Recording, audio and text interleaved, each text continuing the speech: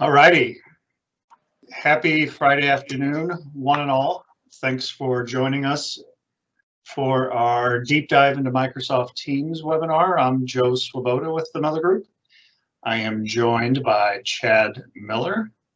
Good afternoon. Afternoon to you. And as always, we have Alex Palmer in the background running our webinar here, producing things. She's saying hi as well. We had well, let's get into some, I guess, some housekeeping stuff first. We're expecting this presentation to go about 30-40 minutes.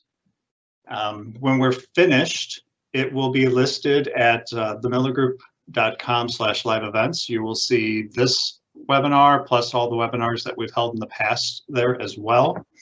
We're also giving away an Amazon gift card for $50 that we'll announce towards the end of this event. This is a kind of a one-way type webinar. You're not allowed to speak, however, you can ask questions.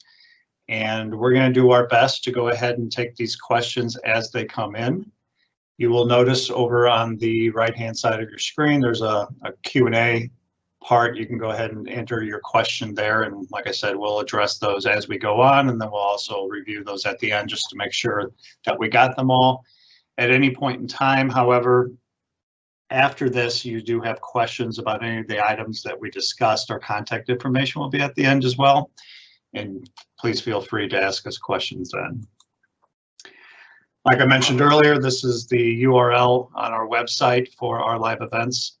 We'll have a sign-up form there for the next one. We're trying to do this every 2 weeks to go over different products, specifically around Office 365 here recently, Teams, since everybody's working remotely now. And so our latest events will be listed there, and then also we're going to start including some short little how-to videos there as well. So we covered an introduction, I guess, to Microsoft Teams 2 weeks ago, and we crammed a crap ton of information into an hour, just cruising through a bunch of things. And we had great feedback on that, but we also had a lot of requests to kind of break that stuff down and go into certain sections with a little bit more detail. So today, we're going to cover, people calling me on the phone, today we're going to go ahead and cover how to set up a team inside Teams and what exactly is a team. Also, how to set up channels within those teams. We're also going to cover how to organize your files. So if you were to move files from a server, or just you wanted some files that you wanted to go ahead and collaborate on with members of your organization, how to organize those files inside Teams and channels and tabs. And then more importantly, on top of that then, is how to sync them to your computer so you can use them like you use your files on a file server now. And then one of the most crucial part or integral parts of Teams is the communication part. How to communicate with your organization using Teams. We'll go through some how-tos and some examples there. So first up, we're going to start talking about how to set up teams and channels. So what is a team? The product's called Microsoft Teams, and they probably could have done a little bit better job of breaking down a team inside there, but inside Microsoft Teams, it is made up of teams. In our little example there, you'll see at the high level, we have the Miller Group employees is a team. Underneath that are some channels.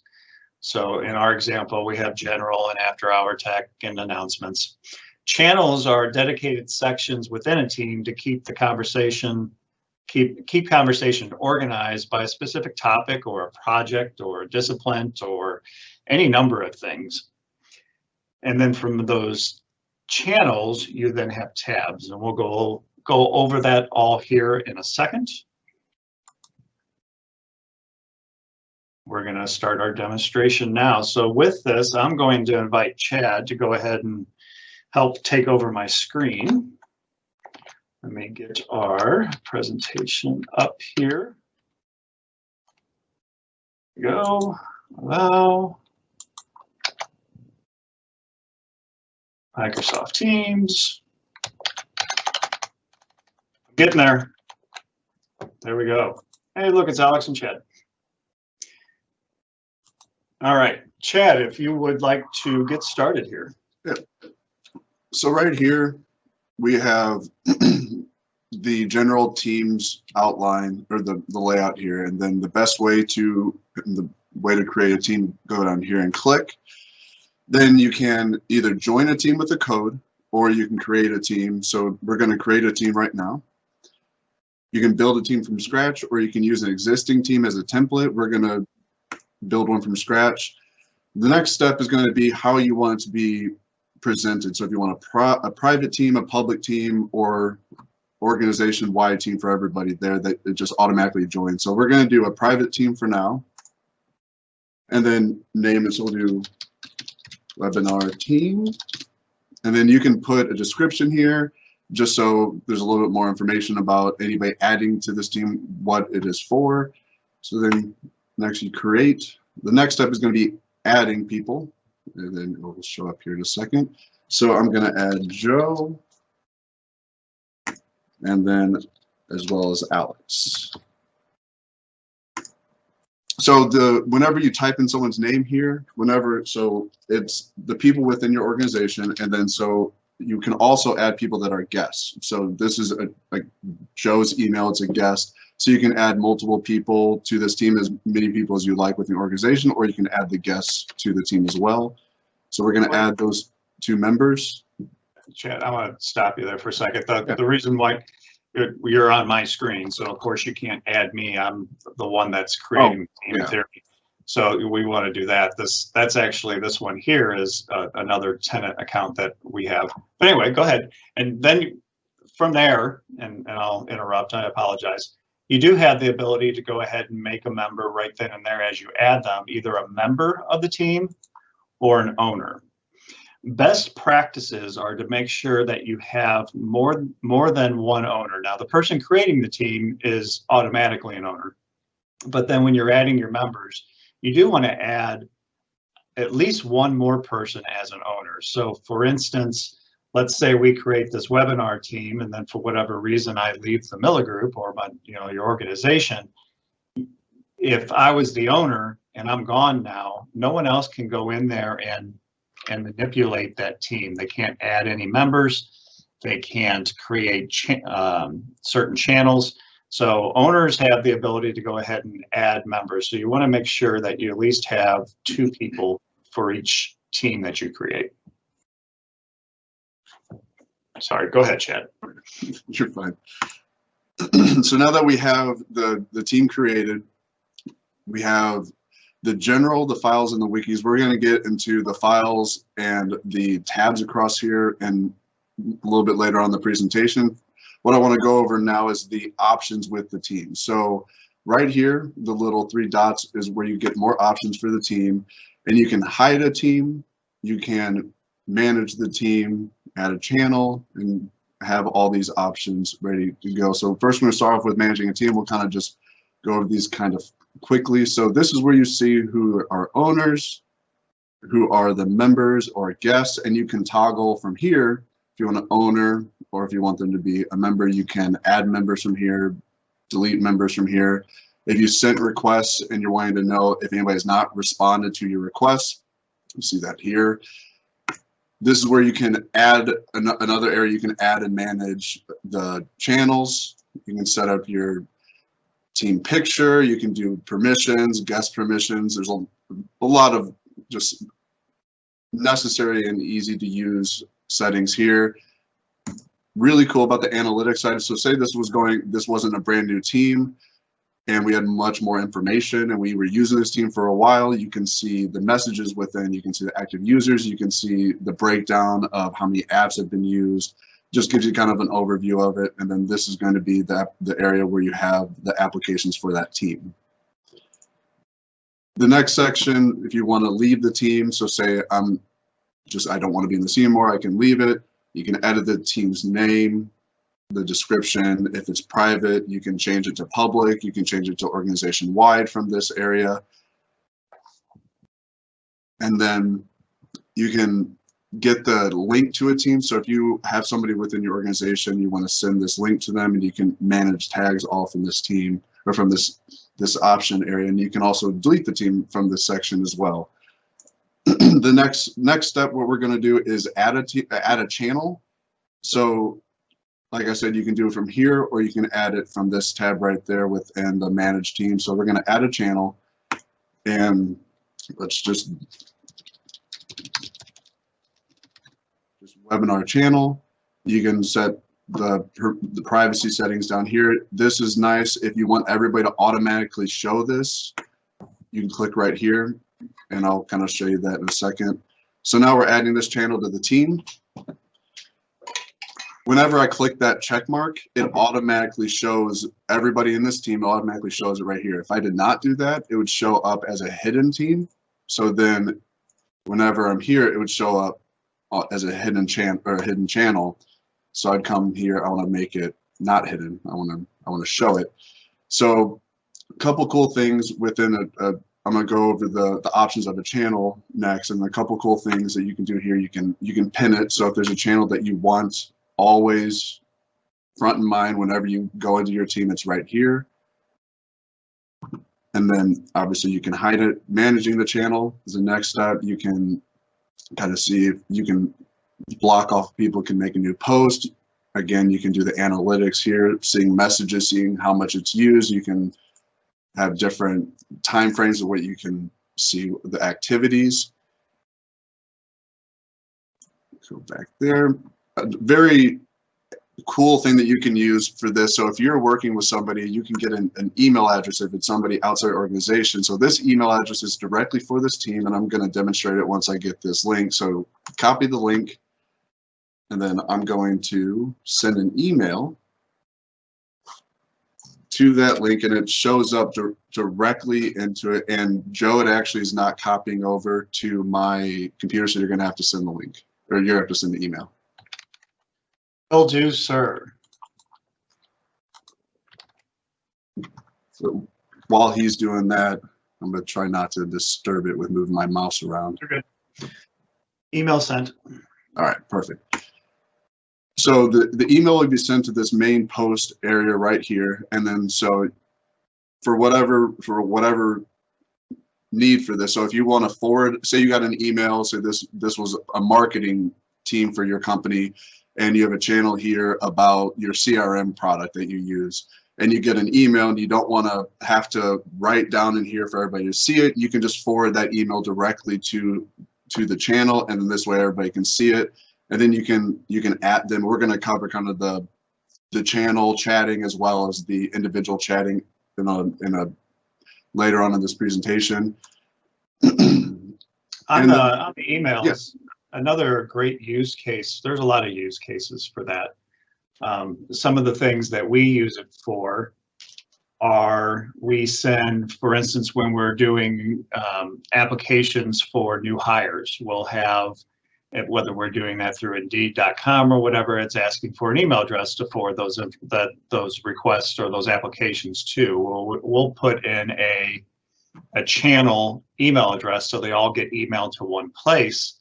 Then from there, when that email does come in, it is a threaded conversation. So if we're to communicate on this email right here, all that information stays there underneath that thread. Now, if we send a secondary email, we'll call this one test number 2 that we're sending. We'll see less here. Another one will show up here in a second. There's the second email here, and then we can have a completely different conversation about this person here, or this email, that content, and it's all kind of stored and threaded around that subject or around that email. It's a quick way to kind of cruise through and keep your conversations or keep the subject matter all with that email or that content.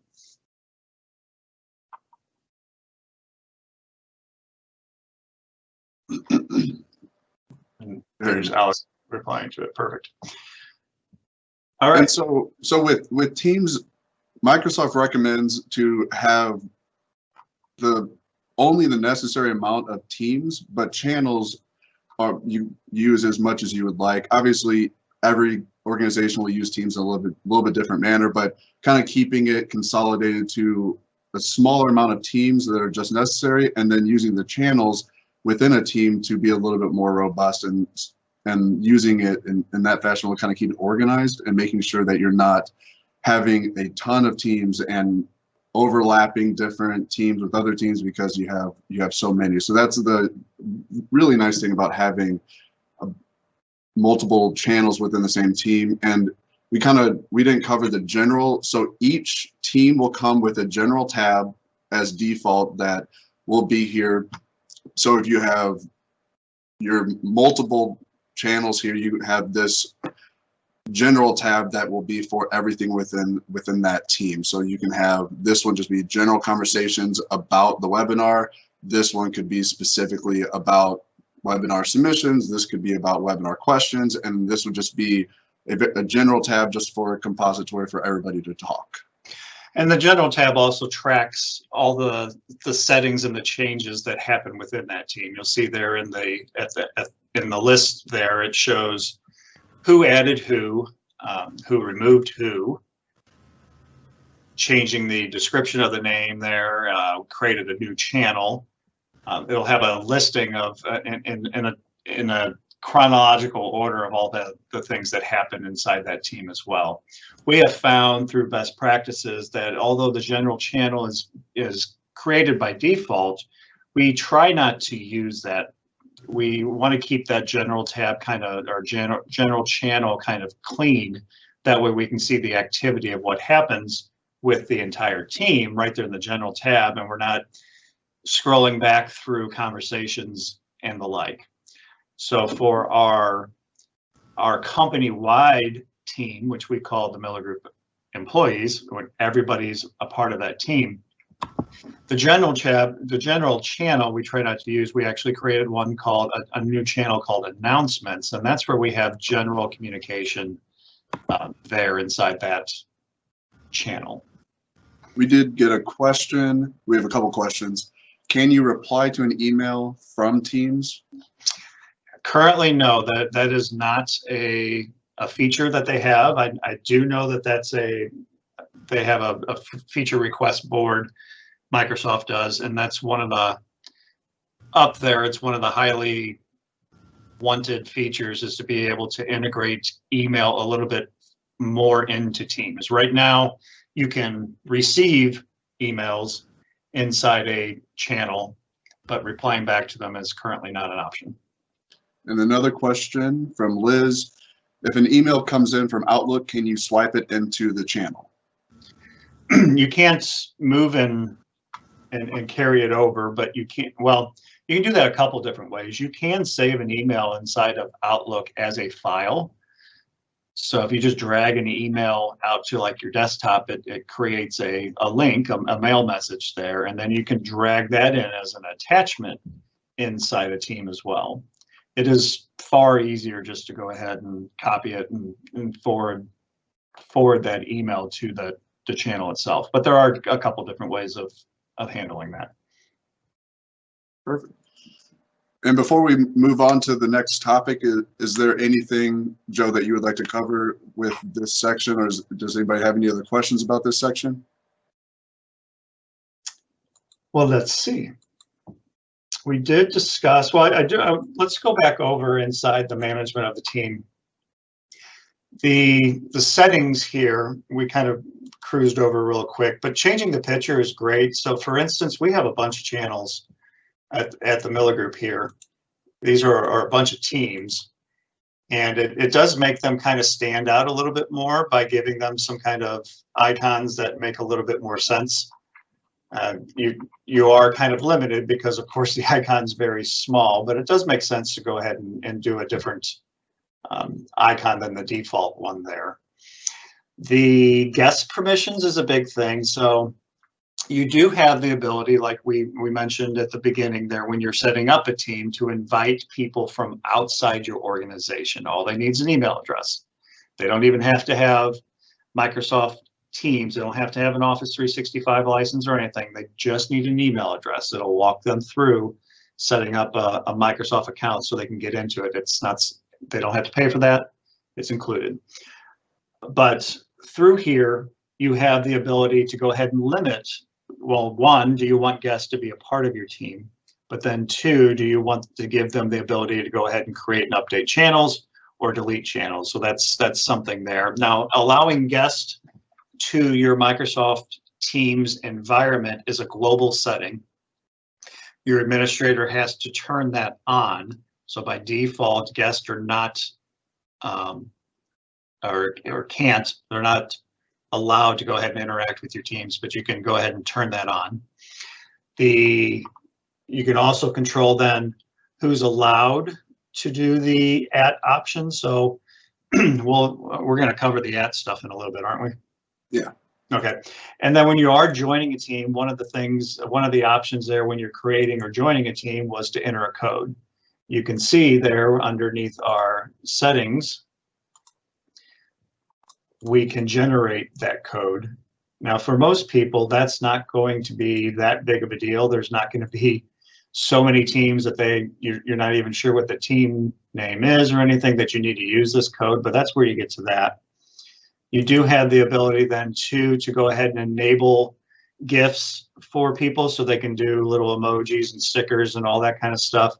We like to tell people to go ahead and leave that on. That is something that kind of helps drive engagement, the ability for people to put funny little stickers or whatever as far as comments instead of just a little semicolon and a parentheses thing for a smiley face. So that's nice. And then you can control who has the ability to go ahead and add tags. Is it just the owners that can do tag mentions or all members? To go over the analytics a little bit, this does kind of look blank, but if we were to actually show one of our other ones here, just to kind of give you an idea of what data looks like inside there.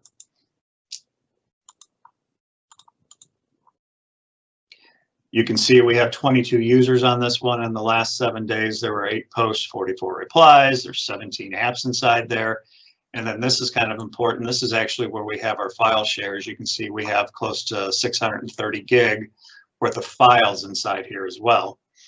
And kind of shows the active users over a time frame and the messages over a time frame. If there was any meetings inside here, we don't do many of our meetings from within here. Actually, I think if we look at our service department,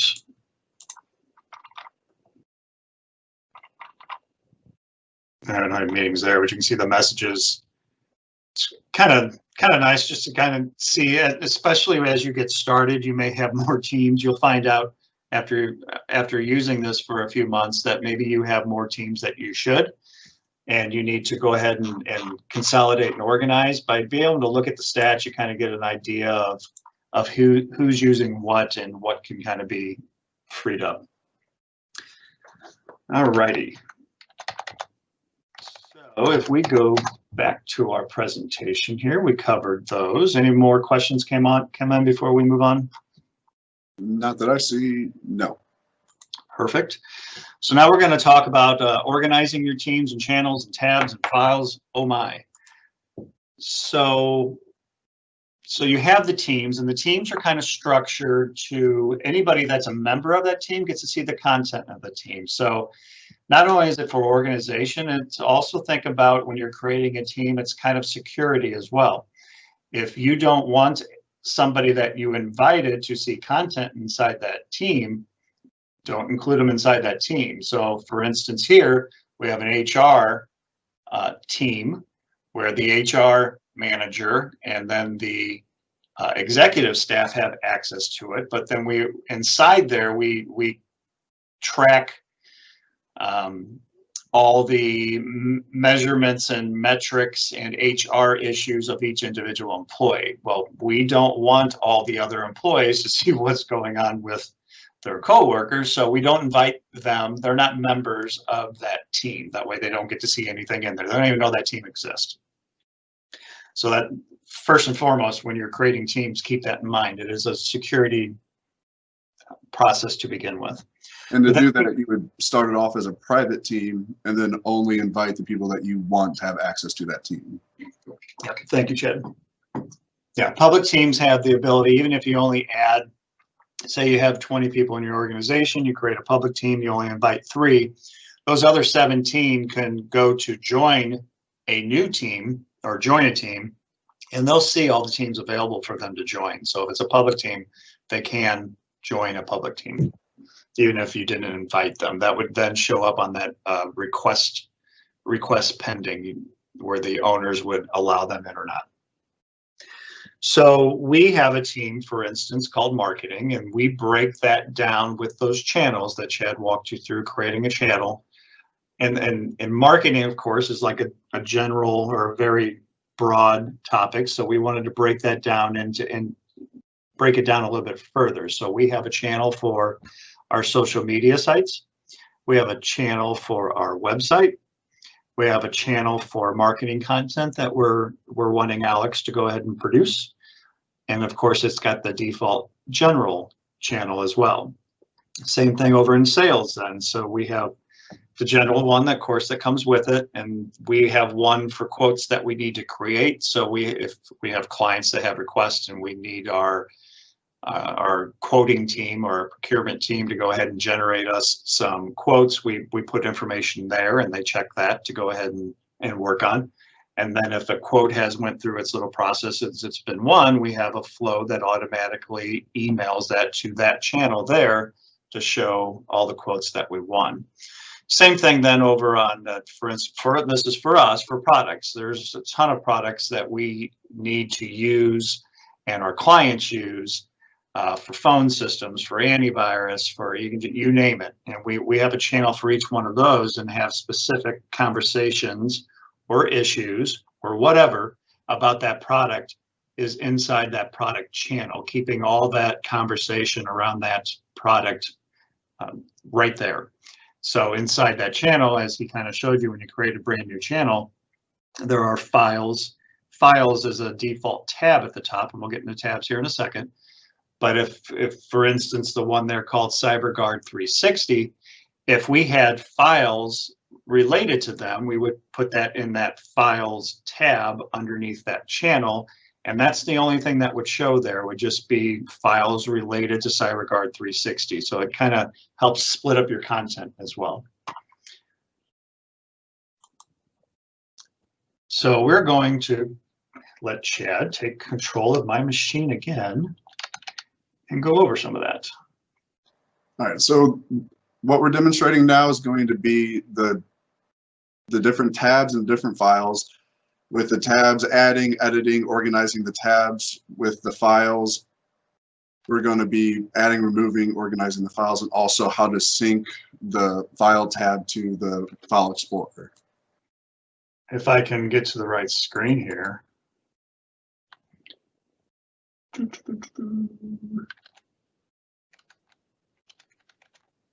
Hey, there we go. All right.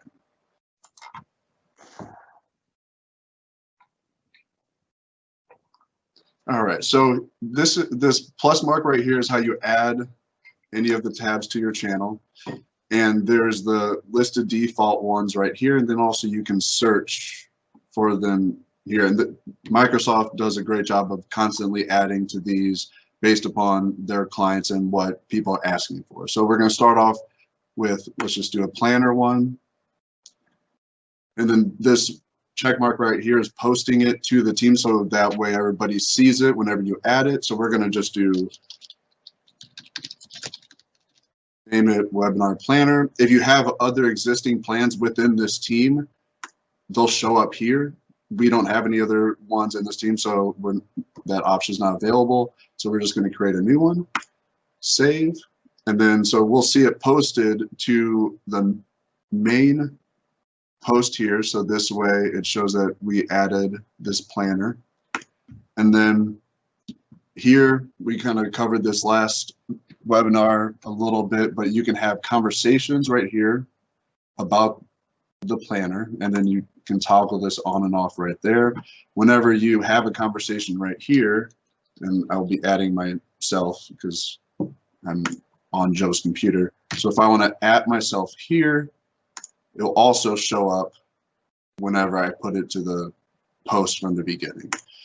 And then there are options. We're not going to go over the planner specifically, just the tab options. So the tab right here, you can go to the settings of the tab, which would be kind of where we started at the beginning. And then also you can delete or rename the tab right here. And in different tabs, depending on what you have in there, whether it's Planner or a website or Microsoft Word, may have different options there underneath the dropdown. And so I'm going to add, just to kind of show another tab. So if we want to do a YouTube video, you can add it right here. And then with this one, particularly with YouTube, you just type in whatever it is, the video that you're looking for, and then you can go in right there. I was going to try to find a YouTube video real quick, but that's not going to work. Okay. And then if you want to, so say you have 5 or 6 or 7 tabs across here, and you want to rearrange them because you want to have them in a specific order, you just click on it and move it around, and it'll reorganize the top right there. So again, to take it one, let's look at one that's been kind of developed a little bit further here. We have our development tab, and you can see we've created some how-to videos with some links inside there. There's one popping up here. Here's a list of some videos. We have a OneNote notebook here. We have a dashboard, which is going to be a reporting type things. And if we wanted to move any of those around, we could as well.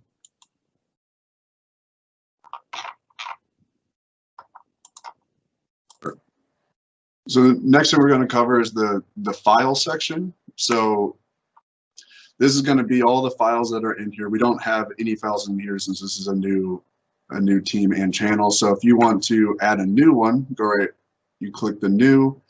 You can do a new folder here, or you can do, let's just do a Word document.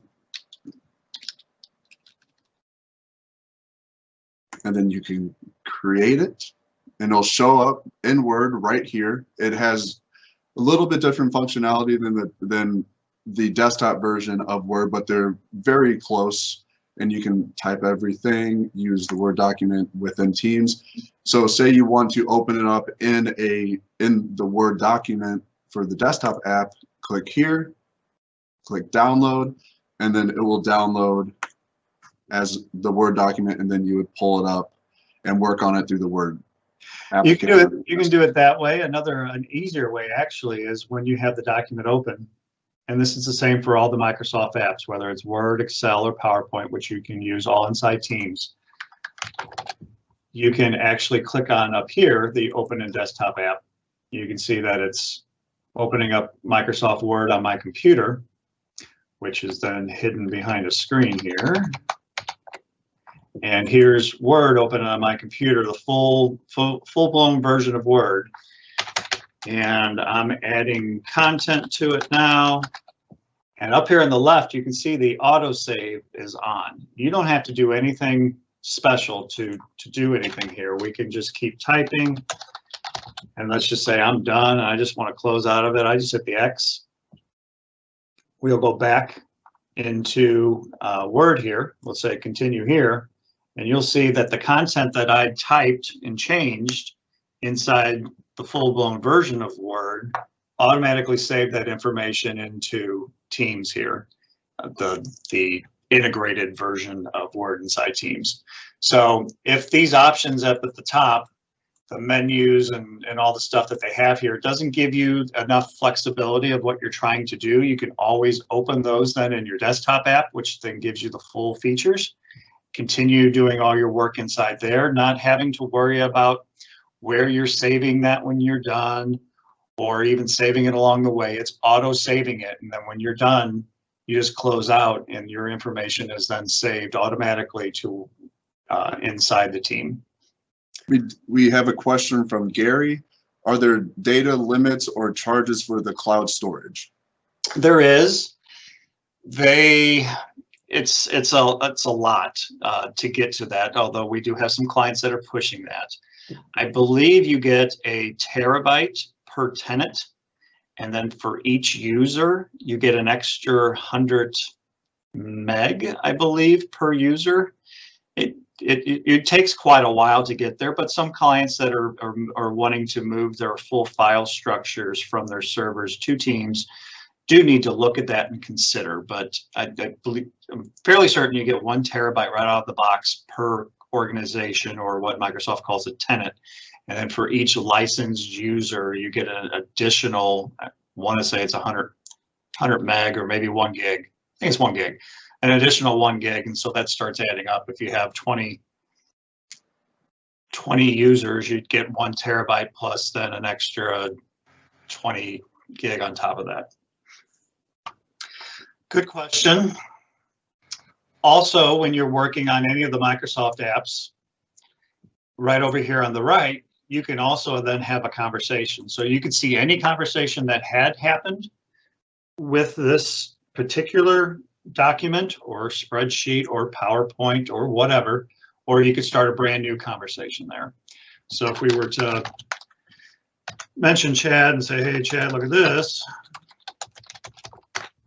You see it here, but when we do close this out and go back to that document and open up our conversation screen again, we would see the conversation still there. All right, so closing that out. Another thing that you can do in here is you actually can have a folder structure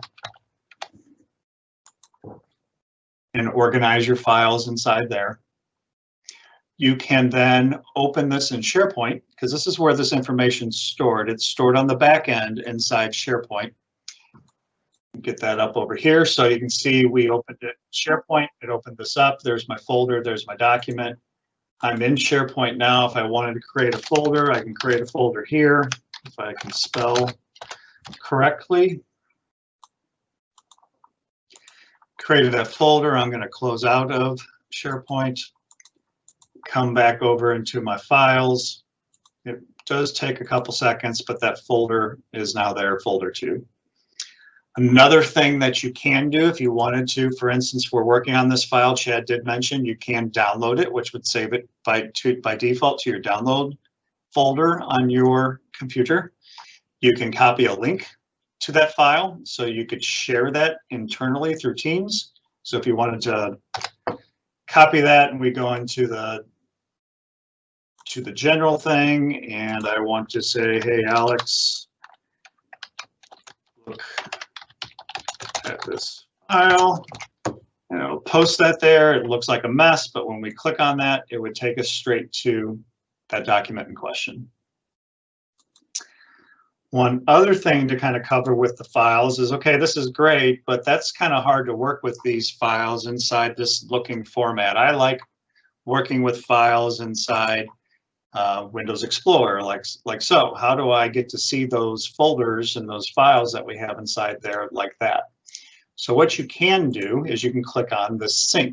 And what the sync does then is it utilizes Microsoft OneDrive. And that will then sync whatever folders you pick to your computer. So when we click on sync, it says it's connecting to OneDrive. It wanted to log in if you weren't logged in already, and you can see it bounced up onto my screen here saying we're now syncing this folder to your OneDrive account on your computer. So if we come back over to my File Explorer and we find my big mess that I have here, we will see the Miller Group, we will see the webinar team, and you'll see folder 2 and folder 1. So then you can work with your files like you normally do. Let's say, for instance, I have something on my desktop that I want to copy and post up there. I can take this image here, this dado bag. I can go back to my folder here. I can create a new folder if I wanted to and just call this images. I can paste that file in there. You will see here the status. The status means that this folder still needs to sync. It's not synced yet. The ones that show the cloud say they're just in the cloud. That means that when you want to utilize that, you have to download it. Now you can see that turned to green, meaning that it's synced up. And if we go back into our folder here, see now that we have that images folder, and then we have that picture that I have there. And you can, of course, open the picture inside there as well. You can open pictures inside Teams as well and start a conversation on this. You can start a conversation right there. One other thing to kind of notice is when we're doing that app mention, and an app mention is how you tag or talk to somebody. So when you app mention somebody, they'll get a notification that you mentioned them inside there. You can only app, yeah. We're at 12:41. When they want to announce the winner soon. We're cruising right along. Okay. Well, let me finish my thought on this, right. On the app mention here. Then we'll draw the winner, and the people want to stick around for the last part. They can. You can only app mention people that are actually part of your team. So in this team, we added Alex, and we added Chad. You can see here that we have Chad, we have Alex, and then we had me. So if you wanted to mention all of them at the same time, you just type in the name of your team itself, which in this case was webinar team. And that when we do that, and Chad and then Alex or anybody that's part of the team would then get a notification. And notifications are up here in the left-hand column. So before we go on to section number 3, I know people have to get out of here and do not like hearing me blab on forever. We will go ahead and announce our winner of the $50 Amazon card. And again, after this, please stick around. We'll have this recorded. We'll post it online. You'll get an email following up. But if you have time, stick with us after this. We'll go ahead and push this button here, and this is going to randomly select a winner from our list. I like the video. You like that? Bob wins. Hey, Bob, we'll be following up with you with an email Monday at the latest, probably this afternoon, on your $50 Amazon gift card. Congratulations to Bob. All right. So even breaking this down into different small sections is still quite a bit of stuff to cover. We will go on to... And before we start this third topic, we have 2 questions. 2 questions. Is the file structure HIPAA compliant? Microsoft, storing files in the cloud in Microsoft Teams, is that HIPAA compliant? Yes. Microsoft Teams and SharePoint and OneDrive are all HIPAA compliant. One thing that you do have to do with that, though, is create a BAA with Microsoft. They have a template for that. You send it off, they sign it, and then you're good to go. The other question is from Kevin. It seems Teams is as useful as the number of people who use it. Any suggestions on how to get coworkers to make the switch from email to Teams? That's a great question. And Microsoft's done a lot of work for this. There are underneath here in the bottom left, there is the help option. There are some topics inside there, really quick and easy of how to do things. You know, show your screen during a meeting, blur your background, you know, all that good stuff there.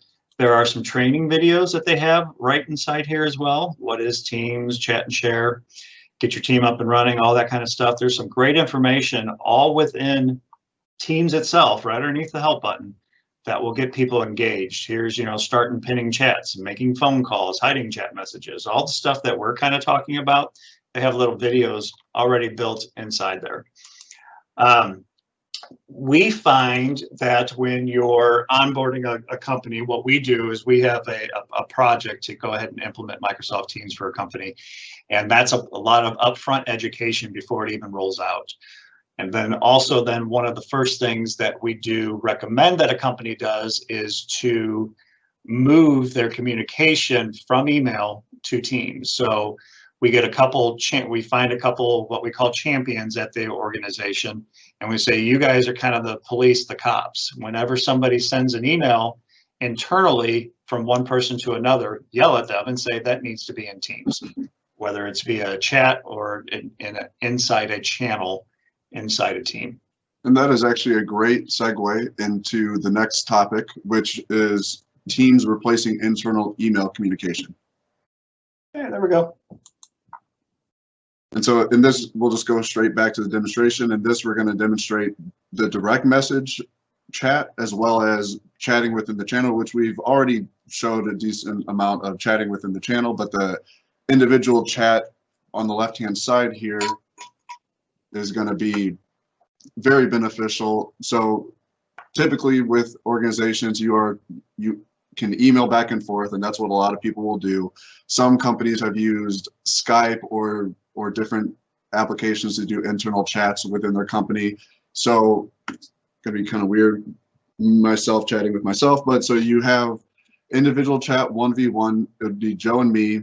You can click here to get a little bit more options for your chat. So you can do limited, but you can bullet list, numbered list. You can add a link if you want to do a hyperlink. This is the biggest thing for this is if you're typing and you hit enter, this does not send it. If you don't do it and you're typing in the normal space and you hit enter, it sends. So I can't tell you how many times when we first started, I would actually hit enter when I meant to hit, whenever I was just trying to go down, and it sent it. So you can attach anything from your computer or OneDrive from this point. You can make it urgent, so you can do important or urgent. The urgent notifies the person every 2 minutes or 20 minutes. So that way, if it's really important, you can send that. If you need an answer as soon as possible, you can do that. It's kind of annoying, but if it's very important, it's necessary. You can do the emojis from here. You can do little videos, like this is the one that Alex sent earlier. And then you can do a meeting straight from here to that person. And there's just a lot of different options that you can do. You can use applications, like here's an example of YouTube, and you can also at the person, but within a 1v1, there's not really the necessity to at the person. So we're going to do a group chat. So this would be a group chat between Alex, Joe, and myself. Within these chats, you have the file structure that if you're sharing anything with everybody, you have it right here. Again, you can do all these, add the tabs just like the channel. And then so you go back to the chat, you can rename the chat if you would like right here. And then so say you're on here, all the functions still the same with a group versus 1v1. Say I'm messaging Joe and Alex and I'm just getting sick of all the back and forth. I can just video call them directly from here.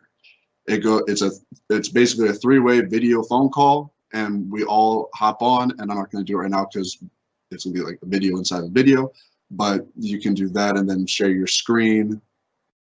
All of that functionality is right here within the group chat or 1v1 chat. Something to kind of add to that.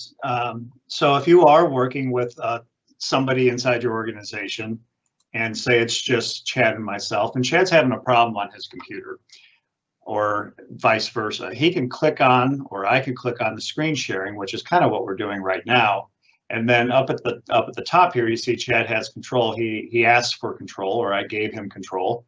That you can, right now, we're kind of using that same functionality right there. So it gives the ability, if Chad wanted to show me something I was struggling with, he can not only look at my screen, but then he can move around and click on things inside there. Great little option there. The video call is great. You can just do an audio call, that's there as well. But then if you're talking to, let's just say it is Alex and Chad and we're having a discussion, but you know what, this really needs to include somebody else. You can go up there and click on the little people icon and add people to that. So if we wanted to make more Millers involved here, well, he's not part of, let's see. Yeah, there he is.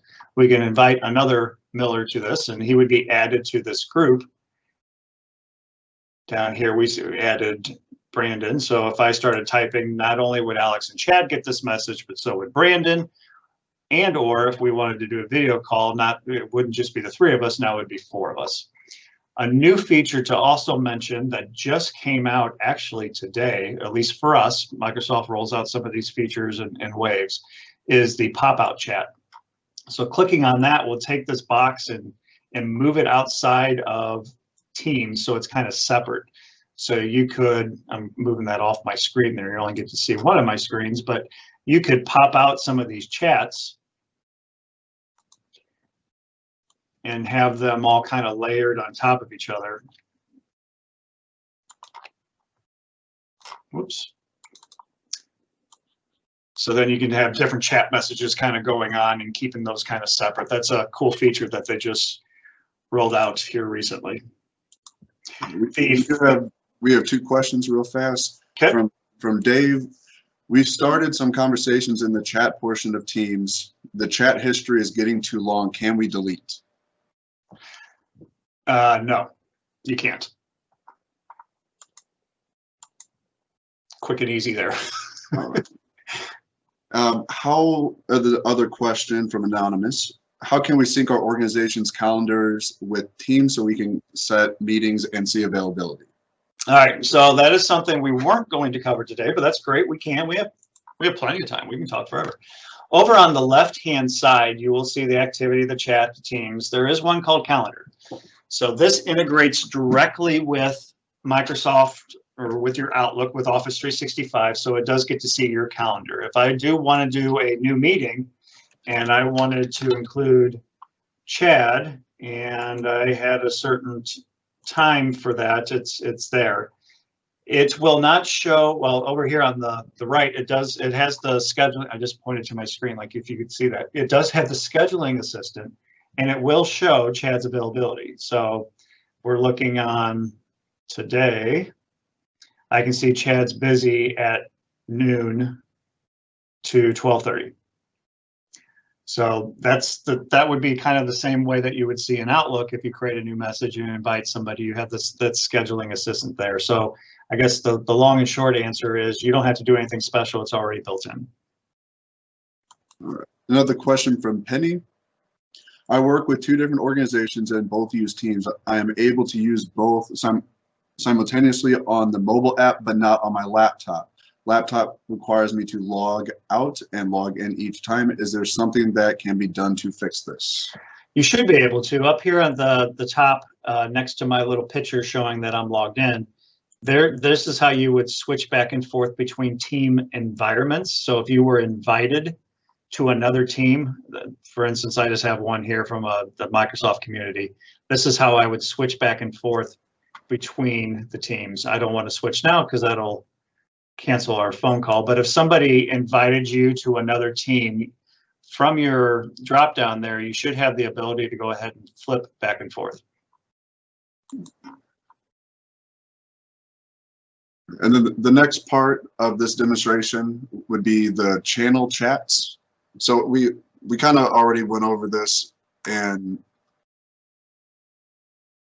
within the channel, you have the same options down here with the individual chats, if that's 1v1 or if that's a group.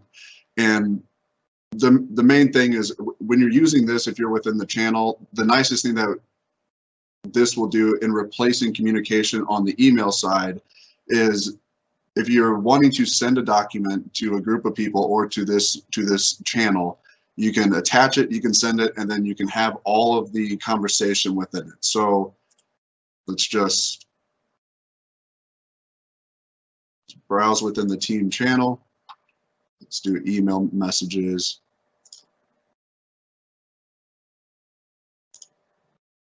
So we're here, I send it. Just imagine that this is just a document that everybody's working on. Instead of having to send it, I download it, I work on it, I resend it to everybody. It will automatically be uploaded here, and you can have the conversations here. You can add, I can add myself, I can add anybody, and then anybody that edits this, it's automatically updated right here and there. So it is very beneficial whenever you're replacing email communication, because it just gets tiresome with getting an email with documents. You have to download it, edit it, upload it. This alleviates all of that. Another thing we wanted to show is kind of what it looks like on a mobile phone.